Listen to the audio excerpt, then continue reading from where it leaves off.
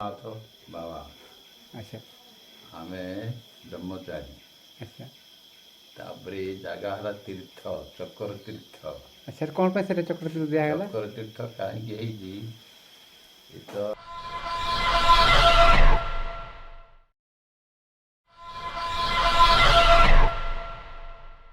ये हूँ चक्र तीर्थ तो ये आमर शिव रायट बोधे आमर महादेव मंदिर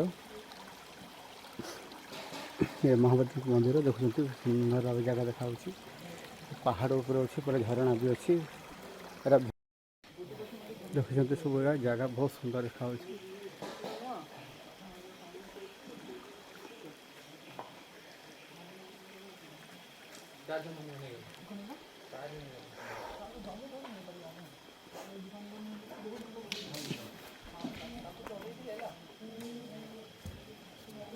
डिपार्टमेंट खाऊँ ना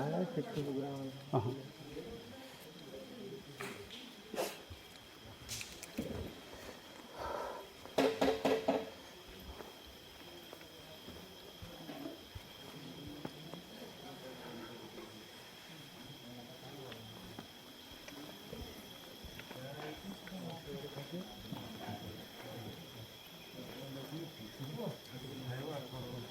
भाई मान आज ये प्रोग्राम कर भाई आज्ञा अच्छा अच्छा भाई मैंने बस खूब सुंदर जगार बसी भजन कर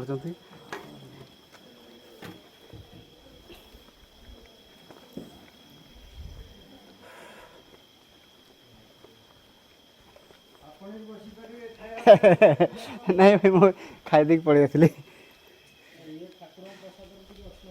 अच्छा अच्छा और ठीक अच्छे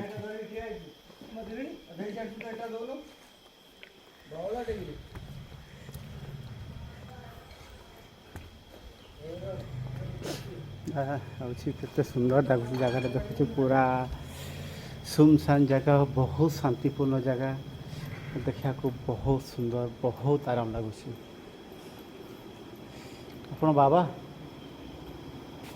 ଆପଣ ନା କ'ଣ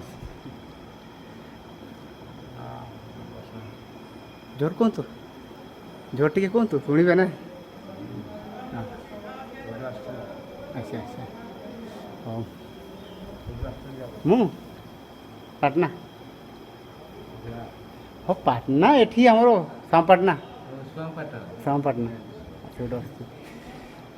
ତ ଏ ବାବା ମାନେ ବସୁଛନ୍ତି ବୋଧେ ଆପଣମାନେ ପୂଜା କରନ୍ତି ନା ପୂଜାରେ ଅଲଗା ଥାଆନ୍ତି ଅଛନ୍ତି ଆପଣ ଖାଲି ଏଠି ଦେଖା ଦେଖି ଭଲ ମନ୍ଦ ଆଉ ଆଚ୍ଛା ଆଚ୍ଛା ଦେଖୁଛନ୍ତି ଆମର ବାବା ଏମାନେ ବସୁଛନ୍ତି ମନ୍ଦିରର ତାଙ୍କର ଯତ୍ନ ଟିକେ ନେଉଛନ୍ତି ତ ଏଠି ଏଇଟା କେତେ ବର୍ଷ ହେଲାଣି হ্যাঁ 60 ବର୍ଷ 20 ବର୍ଷ ମାନେ ଆଗରୁ ସେଇ ଯେଉଁ ମନ୍ଦିର ସବୁ ଯେଉଁ କାମ କାରୁକାର୍ଯ୍ୟ ସବୁ ହେଇଥିଲା ନା ପରେ ହେଇଛି এইটা ঘর ফর সব 30 ବର୍ଷ ହେଇଯିବ ଆଚ୍ଛା ଆଚ୍ଛା ମନ୍ଦିର ପୁରୁଣା ନାହିଁ ଏଇ ଘରକା ପରେ ହେଇଛି ଆଉ ଆଚ୍ଛା ଆଚ୍ଛା ଆଚ୍ଛା ଏସବୁ ନାଇଁ ହଁ ଏସବୁ ଏବେ ହେଇଛି ଆଉ ଭଗବାନଙ୍କର ସେଇଟା ତାକୁ ଡରି ନ ଲାଗିଲେ କେବେ ଆସି ହେବନି ଏଇଟା ହେଉଛି ଆମର ମହାଦେବଙ୍କର ଇଏ ହେଉଛି ବୃଷ ଦେଖୁଛନ୍ତି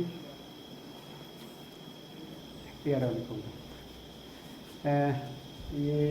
की बाबा ये राम बाबा राम बाबा राम बाबा अच्छा ये तो तपस्या करते हैं तपस्या ये जगह है तपस्या करी व्यवसाय करी तापर झारखंड बोल ना अच्छा अच्छा तापर झारखंड सामान अच्छा समझ है बस नहीं राम बाबा देखते लिखा है राम बाबा করে ଦେଖିପାରୁଛନ୍ତି ସେ ରାମ ବାବା ଏଇଠି ଆମର ଏଠି ତପସ୍ୟା କରୁଥିଲେ ସେତେବେଳେ ତ ବହୁତ ଜଙ୍ଗଲ ଥିବ ନାଇଁ ସେତେବେଳେ ଯୁଗର 30-40 ବର୍ଷ ପୂର୍ବରୁ ତ ବହୁତ ଜଙ୍ଗଲ ଥିବ ନା ବହୁତ ଜଙ୍ଗଲ ଥିଲା ସେତେବେଳକୁ ସେମାନେ ଆସିକି ଏଠି ଆମର ତପ ଜପ କରିକି ଏଠି ସେମାନେ ପୁଣି ତାଙ୍କର ସମାଧି ହେଲେ ଝାଡ଼ଖଣ୍ଡ ନା ଝାଡ଼ଖଣ୍ଡ କଲେ ମାନେ ବହୁତ ଶାନ୍ତି ଲାଗୁଛି ଏଇଟା ହେଉଛି ହନୁମାନ ଆମର ଜୟ ବଜରଙ୍ଗବାଲି ଜଙ୍ଗଲ ଜାଗାର କେଉଁଝର ଜାଗା ନେଇ ଭଲ ଜାଗା ସବୁ ଅଛି ଆମର ଅଛନ୍ତି ସୀତା ମା ଅଛନ୍ତି राम अच्छा ଆଉ ଇଏ ହେଉଛି ବୋଧେ ଆମର ଲକ୍ଷ୍ମଣ ଅଛନ୍ତି ତାଙ୍କର ବସିଛନ୍ତି ତା ବିରାଜମାନ କରିଛନ୍ତି ଦେଖୁଛନ୍ତି ସବୁ ଇଏ ଆମର ନନା ନନା ଆସିଲେ ନା ଆଜ୍ଞା। ଆଚ୍ଛା ହଁ ନନାଙ୍କ ଚାଲ ନନା ମନ୍ଦିର ଏଇନା ବର୍ତ୍ତମାନ ପାଇଁ ହଁ ପୂଜା କରୁଥିଲେ। ଆଚ୍ଛା ଆଚ୍ଛା ପୂଜା କରୁଛନ୍ତି ନାଇଁ ପୂଜା କରିବେ ନା ବର୍ତ୍ତମାନ ପୂଜା ସରିଲା ନା ସରିନି ହଁ ନନା ଆମର ଦୀର୍ଘ କେତେ ବର୍ଷ ହେଲାଣି ଏଠି ପୂଜା କଲେଣି ବହୁତ 10 ବର୍ଷ ହେଇଗଲାଣି ଆଚ୍ଛା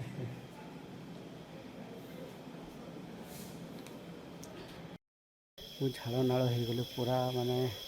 ଗରମରେ ବୁଲି ବୁଲିକି ଚୁଟି ଯାକ ସ୍ତ୍ରୀ ହେଇଗଲେ ତ ଦେଖୁଛନ୍ତି ମନ୍ଦିର ଇଏ ହେଉଛି ଆମର ଚକ୍ରତୀର୍ଥ ତ ମୁଁ ସେ ଗୋଟେ ଝରଣା ଯାଇଥିଲି ଝରଣାରୁ ବୁଲି ବୁଲି ଆସିଲି ଆସିଲା ପରେ ଏଠି ଆମର ମୁଁ ପହଞ୍ଚି ଯାଇଛି ମନ୍ଦିରକୁ ମନ୍ଦିର ଅଛି ଖୁବ୍ ସୁନ୍ଦର ଲାଗୁଛି ମନ୍ଦିର ତ ଦେଖୁଛନ୍ତି ବହୁତ ସୁନ୍ଦର କାମ ହେଇଛି କାମ ତ ମାନେ ଏତେ ଜଙ୍ଗଲ ଭିତରେ ପାହାଡ଼ ଭିତରେ ହେଇଯାଇଛି ତ ଦେଖୁଛି ତ ମୁଁ ଆପଣଙ୍କୁ ବୁଲି ବୁଲି ଦେଖାଇ ଦେଉଛି ମୋର ବାବା ଆଚ୍ଛା ଆମେ ବ୍ରହ୍ମଚାରୀ ଆଚ୍ଛା ତାପରେ ଏ ଜାଗା ହେଲା ତୀର୍ଥ ଚକ୍ର ତୀର୍ଥ। ଆଚ୍ଛା କ'ଣ ପାଇଁ ସେଟା ଚକ୍ରତୀର୍ଥ ଦିଆହେଲା ଚକ୍ର ତୀର୍ଥ କାହିଁକି ହେଇଛି ଏ ତ ଦ୍ୱାପର ଯୁଗରେ ଶ୍ରୀକୃଷ୍ଣଙ୍କ ହାତରେ ଚକ୍ର ଥିଲା। ଆଜ୍ଞା ଚାରି ଯୁଗ ଚକ୍ର ଅଛି କିନ୍ତୁ ଦ୍ୱାପର ଯୁଗରେ ଶ୍ରୀକୃଷ୍ଣ ଆଚ୍ଛା ଅବତାରରେ ଚକ୍ର ବି ଥିଲା ଟଙ୍କ ଚକ୍ର ଗଦା ପଦ୍ମ ଆଚ୍ଛା ଆଚ୍ଛା ତାଙ୍କର ଥିଲା ଗରୁଡ଼ ବାହନ ଆଚ୍ଛା ଦୃଷ୍ଟ ନିବାରୀ ସନ୍ତ ପାଳୁ ତୁନ ତପର ଅମଦାଳୁ ସେ ଦୃଷ୍ଟ ଲୋକ ରାକ୍ଷସମାନଙ୍କୁ ବଧ କରୁଥିଲେ ସନ୍ତଜନକୁ ରକ୍ଷା କରୁଥିଲେ। ଆଜ୍ଞା ଚାରି ଯୁଗ ପାଇଁ ସତ୍ୟ ତ୍ରେତା ଦ୍ୱାପର ଏ 3 ଯୁଗରେ ରାକ୍ଷସମାନେ ଥିଲେ ବଳିଷ୍ଠ ରାକ୍ଷସ ଆଜ୍ଞା ନା କଳି ଯୁଗରେ ନାହାନ୍ତି ଥିଲେ ବି ଆମେ ମଣିଷମାନେ ରହିପାରିନଥାନ୍ତେ। ଆଚ୍ଛା ତେଣୁ ସିଏ ଏଠି ଗୋଟେ ରାକ୍ଷସ ଗୋଟେ କିଏ ଥିଲା ତାକୁ ବଧ କରିବା ପାଇଁ ଭଗବାନ ଆସିଥିଲେ ଆଚ୍ଛା ଗରୁଡ଼ ଧରିକି ଗରୁଡ଼ ପିଠିରେ ବସିକି ଆଚ୍ଛା ଆଚ୍ଛା ଯଦି ଥିଲେ ଏ ଜାଗାର ପାଣି ନଥିଲା ଏ ଜାଗାର ଗରୁଡ଼କୁ କହିଲେ ଆମେ ଟିକେ ପାଣି ଖାଇବା କେମିତି ହଁ ହଁ ଗରୁଡ଼ କହିଲା ମୁଁ ଥଣ୍ଟ ମାରିକି ପାଣି ବାହାର କରିଦେବି ଆଚ୍ଛା କାହିଁକିନା ସିଏ ଯେତେବେଳେ ଭଗବାନଙ୍କୁ ବୁଝିପାରୁଛି ତାର ଶକ୍ତି ସେମିତି ଥିଲା ଆଚ୍ଛା ପାଣି ବାହାର କଲା ପରେ ଭଗବାନ ଦେଖିଲେ ଏଇଟା ହେଲା ଉଚ୍ଛିଷ୍ଟ ସଂକୀଟ ହେଲା ତା ପାଟିଟା ତଣ୍ଟଟା ଆଚ୍ଛା ମୁଁ ଏ ପାଣି ଖାଇବି କେମିତି ନା ନିଜେ ସେ ଚକ୍ର ଯେଉଁ ଥିଲା ସେ ଚକ୍ରକୁ ସେ ପାହାଡ଼ ହରେଇକି ଝରଣା ନିମ୍ବର କଲେ ନିମ୍ବର କରିକି ପାଣି ବାହାରିଲା ଖାଇଲେ ଖାଇସାରିଲା ପରେ ଚିନ୍ତା କଲେ ଯେ ମୋ ସୁହସ୍ତରେ ଯେତେବେଳେ ଏ ଜାଗାଟା ନିର୍ମାଣ ହେଲା ଏଠି ଗଙ୍ଗା ତାହେଲେ ଏ ଜାଗାର ନାଁ ହେବ ଚକ୍ରତୀର୍ଥ ପାଣି ସବୁବେଳେ ବହିବ ଏସବୁ ଗୋଟେ ଗଙ୍ଗା ଗଙ୍ଗା ଇଏ ସବୁବେଳେ ଲୋକମାନେ ଉପକୃତ ହେବେ ନା ସିନା ବିଷ୍ଠା କରୁଛନ୍ତି ପିକନିକ୍ କରୁଛନ୍ତି ନାନା ଜିନିଷ ନେଇ ଛାଡ଼ କରୁଛନ୍ତି ଆଗରୁ ୟା ଭିତରୁ କେହି ପଶି ପାରୁନଥିଲେ ଏବେ ଆଜି ଗାଡ଼ି ଗୁଡ଼ା ହେଇଗଲା ରୋଡ଼ ଘାଟ ହେଇଗଲା ଆଚ୍ଛା ଆଚ୍ଛା ସେ ଲୋକ ଆସିକି ଜାଗାଟାକୁ ବିଷ୍ଠା କରିଦେଲେ ହଁ ମାନେ ଅପରିଷ୍କାର କରିଦେଲେ ଆଉ ହଁ ସେମିତି କରିବା ଆସିବେ ଦେଖିକି ଯିବେ ଭଲ କିନ୍ତୁ ଏଇ ଯେଉଁ ନା ଏ ଯେ ଆମର ସେବନ କରୁଛନ୍ତି ସେଇଟା ଭଲ ଆଉ ସେଇଟା ଖରାପ କରିକି ଜାଗାକୁ ନଷ୍ଟ କରିଦେଲେ ଆଜ୍ଞା ଏଇ ଶିବ ମନ୍ଦିର ଆଜ୍ଞା ଇଏ ବେଲ ଗଛ ମୂଳେ ଶିବ ଶକ୍ତି ଥିଲେ ଜଙ୍ଗଲ ଭିତରେ ଆଜ୍ଞା ଏ ଯେଉଁ ରାମ ବାବା ଦେଖୁଛ ବିଗ୍ରହ ଆଚ୍ଛା ସେ ସିଦ୍ଧି ପୁରୁଷ ସିଏ ଆସିକି ଏଠି ଯୋଗଦାନ କରି ବସିଥିଲେ ବସିବା ଦ୍ୱାରା ସେ ଜାଣିପାରିଲେ ଯେ ଶିବ ଶକ୍ତି ଅଛନ୍ତି ସେଠୁ ସିଏ ଆରାଧନା କଲେ ଆରାଧନା କରିବା ଦ୍ୱାରା ସେ ରହିବା ଦ୍ୱାରା ଏ ଜାଗା ଉଜ୍ଜଳ ଆସିଗଲା ମନ୍ଦିର ଗଭର୍ଣ୍ଣମେଣ୍ଟ ଭିତରୁ ଯେତେବେଳେ କଂଗ୍ରେସ ପିରିୟଡ଼ ଥିଲା ଆଚ୍ଛା ସେତେବେଳେ ସେ ମନ୍ଦିରଟା ଗୋଟେ କଣ୍ଟ୍ରା ଲୋକ ସେ ମନ୍ଦିରଟା କରିଦେଉଥିଲା କରିଦେଇଥିଲେ ସେଇଟା ଆଜି ହେଇଗଲାଣି 30-35 ବର୍ଷ ଆଚ୍ଛା ମନ୍ଦିର ଏଇଥିପାଇଁ ଏ ଜାଗା ନାଁ ହେଲା ଚକ୍ରତୀର୍ଥ ଆଚ୍ଛା ହଁ ବହୁତ ବହୁତ ଧନ୍ୟବାଦ ବାବା ଆପଣଙ୍କ ପାଖରୁ କିଛି ମୁଁ ବିବରଣୀ ପାଇଲି ଆଉ ଲୋକ ବି ସେଇଟା ଜାଣିବା ଦରକାର